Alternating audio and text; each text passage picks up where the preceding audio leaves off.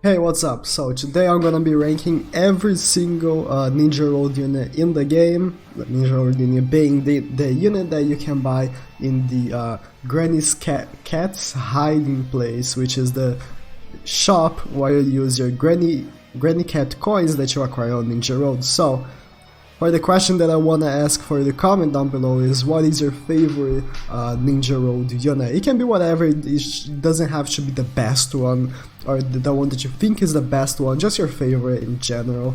And other thing is that none of these units are particularly impressive, so if a unit is above the other, maybe they're like in the same level or like it's a little bit better, just a little bit better, because none of these units are very impressive. But the worst Ninja Road unit in the game is Daedra Explosive Fury. We have here the order that all of these units released. The first one to release was Chio, and Daedra was like the sixth one. I don't know how they messed him up so much. So Daedra, it's funny. Daedra is the character that they seem to like completely shaft on purpose. So Daedra, he is a mid-range unit with a low attack stat, low health stat, but he boosts your attack stat on abilities and boosts his multiplier as well.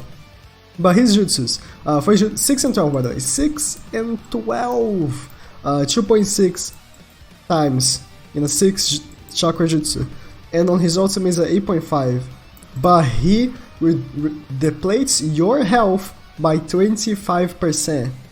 That's so much. That's so. You think my guy is bad? My guy at least does a fuck ton of damage. Daedra does no damage, and he's taking off your health by 25%. It's so much, and you need to hit 3 units to get an ultra combo. It's so. He's so bad. Like this alone sold me the. I was gonna put the number 2 as the worst one, but this thing sold me as like he's the worst unit in the game. Not in the game, but the worst Ninja unit in the game. So after him we have Nagato, Proclaimed Ideals. Unfortunately I have to open the 5-star and the 6-star, but it's okay. So the thing about him that makes him be a little bit better than Daedra is that he doesn't deplete your health, and that's it. Nagato is another character that they seem to shaft and they don't stop it. Also terrible attack and health stat for a mid-range unit. It boosts attack a little bit, but not enough. His sinks are decent, I guess, but 6 and 12. Again, 6 and 12. You know, I was gonna put him behind Daedra, but wow, 25%. Nah. So after him we have Chio, and you can see the older the unit is, the worse they're gonna get. Not in the anime, of course. Chio is pretty old, but not in the anime. Like the order of the releases actually makes sense. The first one is gonna be worse, and of course the most recent one. But you saw that Daedra was completely shafted. He was released like months after, and he was worse. Oh fuck. Okay. Chio. The thing about Chio is that again, terrible attack and health stats as the usual. Boost it up a little bit. But the thing about Chio is that, oh yeah, she has a buddy health skill, buddy skill. She puts a barrier of 1,500 for 6 turns. Now, at the time that she released, this wasn't that bad. Like 1,500, not that bad. But right now we have bosses that do 6,000 damage on you, so that's nothing. You know, this barrier is absolutely nothing. And the ultimate is just a 12 times to one enemy in range, but it doesn't work that well because again low attack stat. So 1,500, it's just nothing. And after her we got Conan, a Bridge of Hope. Again, having to open a 6-star. So the thing about her that gives a slight edge other than her competitors is that she has a 70% of slip damage on her ultimate, and that's when we start the slip damage. Every unit after her feels like they have slip damage, but it's a good thing. Slip damage is one thing that really makes a unit get less outdated, because slip damage will always do that percentage of damage on a boss, and percentages can never be outdated. And also she has a chance of health ceiling pretty low, so I don't even consider it. The slip damage is what sells me, 7 turns for 70% slip damage. Not the best still, but it's at least something, you know, it's at least something. So after her we have Yagura, a Shadow of the Mist. Of course we have a way better Yagura now, but this was the Yagura at the time. Oh, the stats have been improving, but she's short range. Also the abilities, I don't know what they do about the abilities. I feel like every character has the same abilities: boost health, boost attack. 4 times to one enemy range, 80% chance of reducing their attack. This would be good for the new Killer Bee impact, if only he wasn't 6 and 12. Like, if only he wasn't 6 and 12, this unit would be pretty decent for some stuff, because 80% chance of reducing their attack, it's pretty high. But again, 6 and 12 like really drags it down, because on a jutsu that does no damage and you have this percentage of reducing their attack, you want to spam it to keep maximizing the attack reduction, but you can't spam it because 6 and 12. So, and then the ultimate is 7 times show enemies in range, 80% chance of attack reduction again. So yeah, not that impressive. And the AoE for this is very thin. It's very bad. So after her, him, we have the most recent one actually, which is the Bravery Pain. I think they messed him up a little bit. He could have been so much better than he is. The thing about him is that he has a body healing, so that's pretty good. His jutsu, 7.5 times to one enemy range, 70% chance of health ceiling, and 50% chance of slip damage. His slip damage percentage is very low. I feel like if it could have been 70 alongside of the health recovery seal, then I would place him a little bit higher. Then his ultimate is also his ultimate and jutsu are both single target, which is another thing that I honestly hate when they give jutsus and ultimate single targets. 70% chance of jutsu ceiling for 6 turns. Not very good. He has a slight edge. Again, all of these units, they are never like much better than the next one, you know.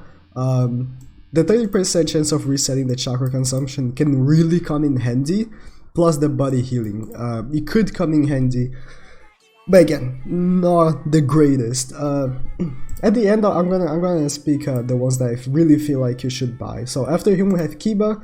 I remember when this guy released. This guy still holds my most viewed video on my channel.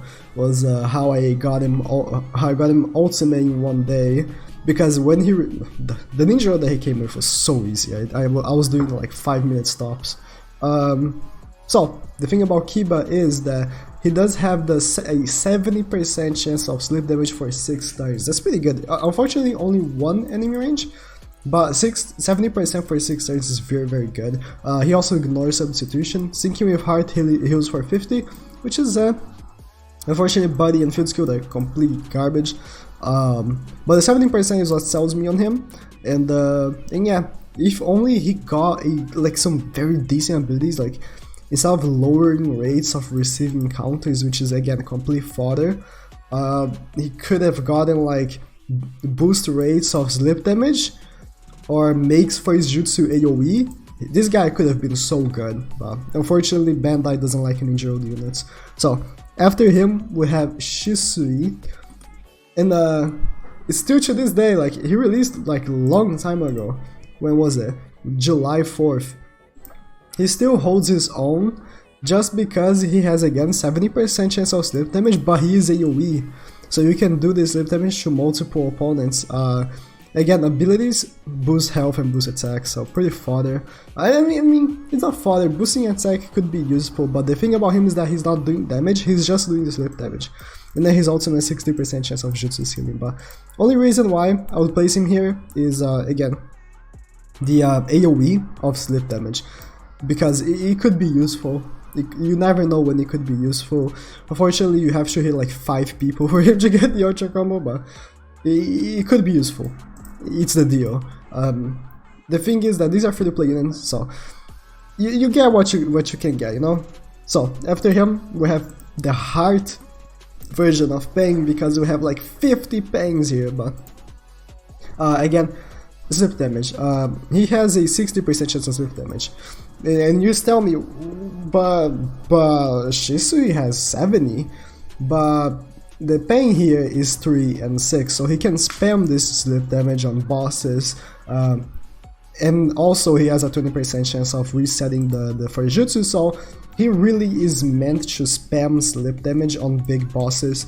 So honestly, he starts the first unit that I would buy personally. After him, I would buy every single one of the units that I'm listing. I could buy Shisui as well. When Shisui comes back, but the thing is that I'm gonna talk about this more at the end of the video, but if you want a unit because you like the character, I would not hold it back. Like if you like Yagura, sure, just buy it. But this is the first unit that I would buy for performance, not the card, you know? So after him, we have the skill pain, and he's the first good unit. Yes, we are now going to good units. So Peng, the thing about him is that, again, fodder abilities, but his skill of healing 180, sinks with skill, he reduces damage by 50%, so he can be one of your tanks. First jutsu, 4.1 to enemy range, restores 1000 health, and ultimate 9 times to enemy range restores 2250 health. So he's a healer, not quite a healer, but he's kind of a portable healer. You do damage and then you get some health back. So I also would buy him from the injured shop. I don't know if I would max him on abilities because his abilities are fodder, but I would buy him. I would buy him for sure. The portable healing is pretty good, especially for skill, since skill is lacking of healing right now. Probably the worst thing right now. Now Fu, another unit that has been holding her own, and for one reason only, 200 healing on her abilities. Only reason. Sinks with mid-range also reduces damage taken by heart by 15%, which could be useful. The jutsus are fodder, but the 200 healing per turn is pretty useful because you can have her on the field and on the back and she'll be healing. Most of these units are only field healing, not field healing, body healing. So you have to have them on the back. But Fu, on the other hand, is healing all the time, so you can have her on the front and on the back. So if you need a little bit more damage on an ad or something, you can do her jutsu or her ultimate, and she will still be healing. That's why I put her above Peng. And the thing about Peng is that you can buy him without abilities for him to work though. That would give him a slight edge. If you want to talk about units without dupes, he's better than her, but with dupes I would say that she is better. But we're considering everyone on this list max abilities is there for the play. So the best is Indra.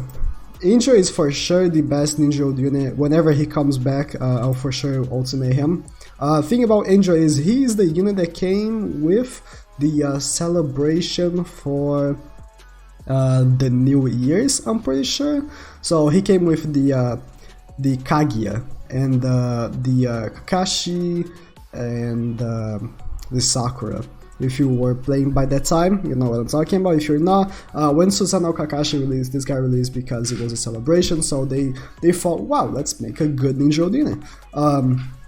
So tank reduces damage by 20%, let's start by that. On abilities, boost attack by 300, so his attack stat goes over 2000 on a mid-range unit. Pretty decent. Unfortunately, field skill is fodder, sync with body is fodder, but jutsus 3.5 one in range, creating of black flame. This is pretty useful for a couple of missions, especially the new Ninja Road.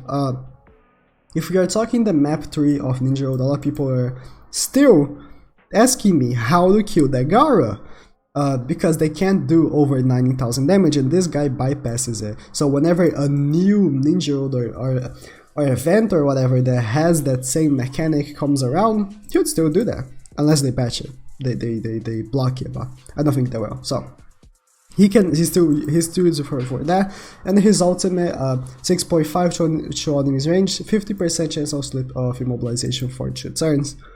And you can maybe tell me, wow, this guy isn't that impressive. He isn't.